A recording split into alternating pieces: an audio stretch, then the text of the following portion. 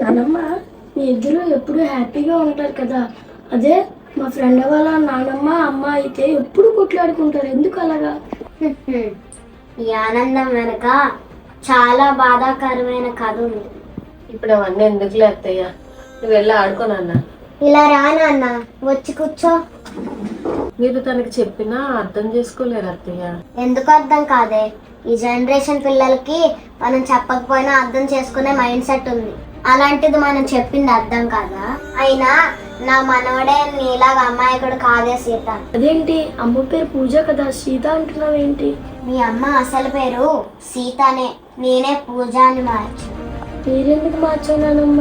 ఎందుకు మార్చానో చెప్తాను, జాగ్రత్తగా విను. అసలు నేను మీ నానమ్మని కాదు, ఆవిడ వేరే ఉంది.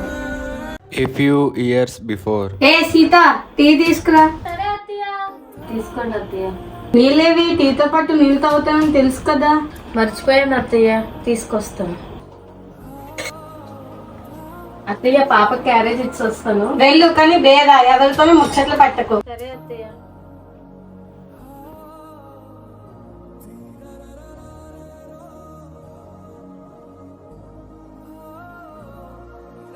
ఏ సీత, ఏం చేస్తున్నావు ఇలాగా? ఆ షింక్ నిండా నీ గిన్నెలు ఉన్నాయి, తోముకుంటా ఇంకేం చేస్తున్నావు నువ్వు? ఒక అరగంట ఆగి తోముతాను అత్తయ్య. అరగంట అయితే వీళ్ళు లేస్తాడు, తర్వాత స్కూల్ నుంచి వస్తుంది. ఈ పనులన్నీ ఎవరు చేస్తారు? నేను చెయ్యాలా? అయితే పాపను స్కూల్ నుంచి మీరు తీసుకొచ్చండి అత్తయ్య, ఆ టైంలో ఇంట్లో పనులన్నీ చేసేస్తాను. స్కూల్కి పంపిస్తే పంపించాను, లేకపోతే మా నేను ఇలాంటి వాళ్ళు నేను చేస్తాను మాత్రం అనుకోకండి. వెళ్ళి చెప్పిన పని చేయి.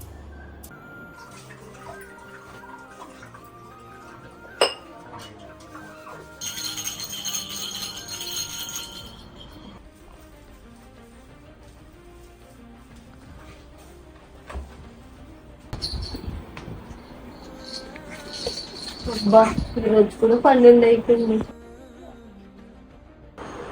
ఏ సీత, టైం 6 అయింది, 4 రావాల్సిందని రాజు వరకు పడుకున్నా.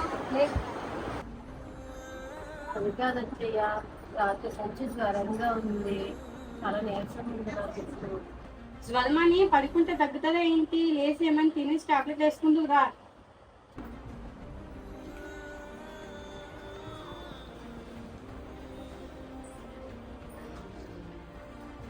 ఏంటి ఇంకా ఇక్కడ కూర్చున్నా? వెళ్ళి టిఫిన్ చేసి నాకు పెట్టి నువ్వు తినేసి 2 టాబ్లెట్లు వేసుకో. అదేంటి అత్తయ్య, మీరేం చేయలేదా? నేనెందుకు చేస్తాను? తినమని చెప్పాను అంతే, నేను చేస్తానని చెప్పలేదు. వెళ్ళి టిఫిన్ రెడీ చేయపో.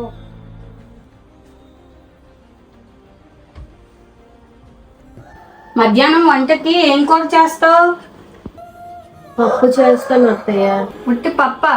దానికి తోడే పచ్చడో ఫ్రైయో చెయ్యు. నాకు చాలా నీరసంగా ఉంది అత్తయ్య, అవన్నీ నేను చేయలేను. నువ్వు కాకపోతే ఇంకెవరు చేస్తావు? ఏది చెప్పిన పని చేయి.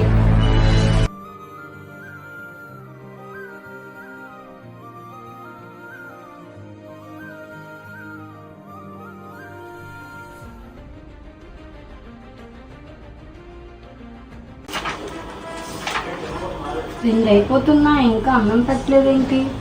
ఏ సీత, 2 అవుతుంది టైము, ఇంకా భోజనం పెట్టలేదు. బీపీ ఉన్న మనిషికి ఎలాగైనా చేసేది? వండేసే ఉంది కదా అత్తయ్య, కొంచెం పెట్టుకొని తినేయండి. ఏంటి, నేను పెట్టుకోవాలా? పెట్టుకొని తినమనే కదా నేను అన్నాను, వండుకొని తినమనలేదు కదా. అంటావే, ఈరోజు పెట్టుకొని తిను అన్నావు, రేపు వండుకొని తిను అంటావు. ఎందుకు అత్తయ్య ప్రతి చిన్న విషయానికి అంత రాద్ధాంతం చేస్తారు? నేనేం రాదంతం చేయట్లేదమ్మా, బయట తిరిగినంతసేపు తిరుగుతావు, ఇంటికి వచ్చాక నేర్చా అంటావు. నేనెక్కడ తిరుగుతున్నాను అత్తయ్య? అమాయకులలో ఏం నటించవసలేదమ్మా. పిల్లల్ని స్కూల్కి తీసుకెళ్ళాలని, డాన్స్ క్లాస్కి తీసుకెళ్ళాలని వంక పెట్టుకుని నువ్వు తిరగట్లేదు. అదేంటి అత్తయ్య, పిల్లల భవిష్యత్ బాగుండాలనే కదా నేను ఇవన్నీ నేర్పించేది. ఏం అవసరం లేదు, రేపటి నుంచి అది ఎక్కడికి వెళ్ళాల్సిన లేదు, నువ్వు ఎక్కడికి వెళ్ళాల్సిన లేదు. ఒకవేళ మీరు చెప్పింది నేను వినకపోతే ఇంట్లో నుంచి వెళ్ళిపోవచ్చు. సరే అత్తయ్య, ఇప్పటి వరకు మీరు ఏమన్నా నేను భరించాను, కానీ పిల్లల భవిష్యత్తు పాడు చేస్తానంటే నేను ఒప్పుకోలేను. క్షమించండి, నేను ఇంట్లోంచి వెళ్ళిపోతాను. ఆకలేస్తుంది, టిఫిన్ కూడా పెట్టలేదు.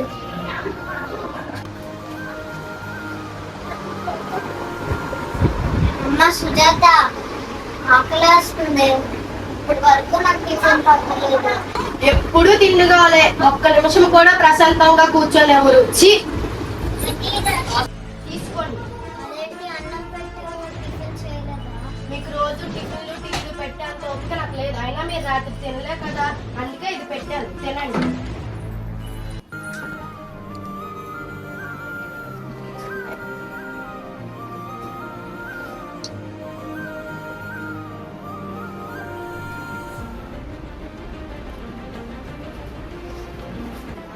హాయ్ సుజాత, ఎలాగున్నావు?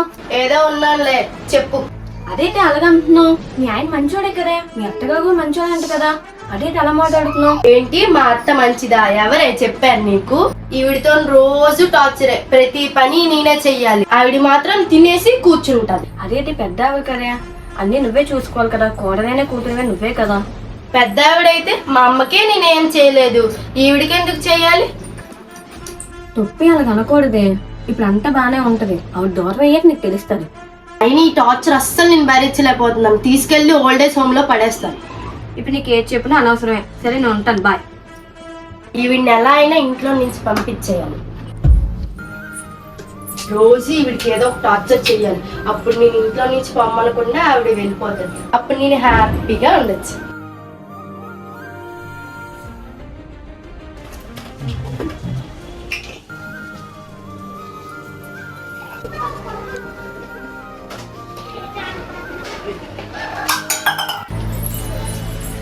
అయ్యో, వంటగదంతా పాడు చేసేసారు. అసలు మీకు పని ఏంటి ఇక్కడ?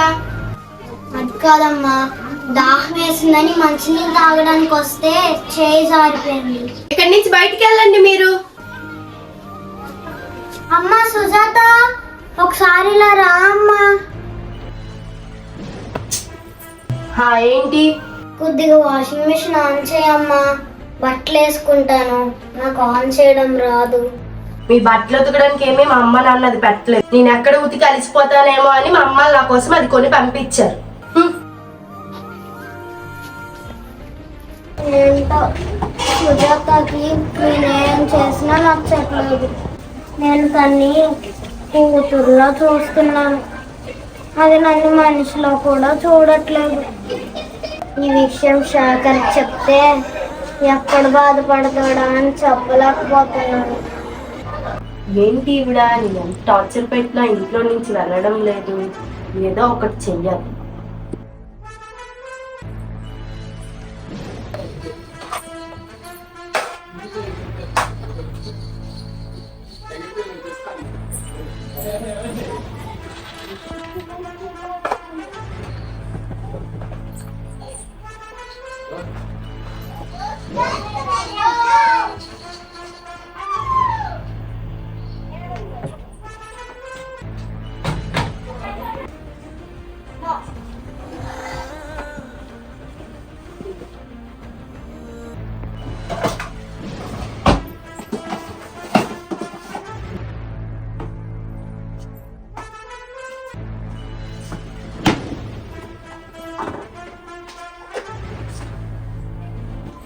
ఏంటమ్మా వెతుకుతున్నావు?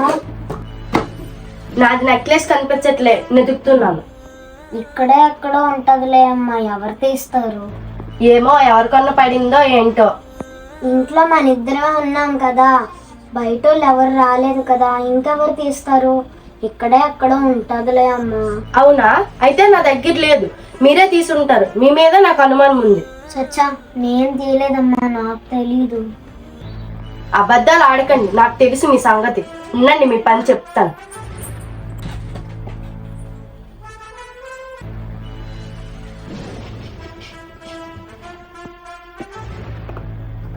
ఏంటి మరి? అది అక్కడికి ఎలా వచ్చిందో నాకు నిజంగా తెలీదమ్మా, ఒట్టు. అమాయకురాల్లా మాట్లాడకండి, దొరికిపోయిన తర్వాత. నాకు నిజంగా తెలీదమ్మా అక్కడ ఎవరు పెట్టారో, నాకు నిజంగా తెలీదమ్మా, నేను మాత్రం పెట్టలేదమ్మా అది అక్కడ.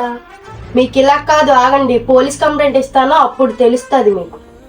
పోలీసుల వరకు వెళ్తే నా కొడుకు పరువు పోతుంది, అలాంటి పనులు చేయకమ్మా. అలా నేను పోలీస్ కంప్లైంట్ ఇవ్వకుండా ఉండాలంటే ఇప్పుడు నేను చెప్పిన పని మీరు చెయ్యాలి. సరే అమ్మా, చేస్తాను. ఏం చేయాలో చెప్పు. నువ్వు ఇప్పుడు ఈ క్షణమే ఇంట్లో నుంచి బయటకు వెళ్ళిపోవాలి.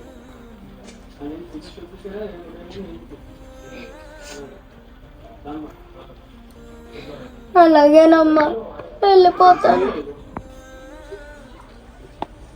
నా కొడుకు జాగ్రత్త అమ్మా.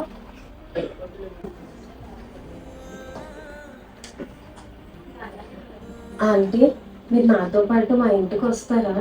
వద్దు తల్లి, నా వల్ల ఇంకొకరికి బాధ కలగకూడదు. అలా ఏం కాదా ఆంటీ, నాకు ఎవ్వరూ లేరు. మీరు నాతో ఉండొచ్చు కదా, నేను మిమ్మల్ని బాగా చూసుకుంటాను. ఆంటీ, మిమ్మల్ని నేను అమ్మలా చూసుకుంటాను, నాతో వచ్చేయండి. నువ్వు నా బిడ్డలా ఉన్నావు. సరే తల్లి, వస్తాను. అయితే రండి అమ్మా, మన ఇంటికి వెళ్ళిపోదాం.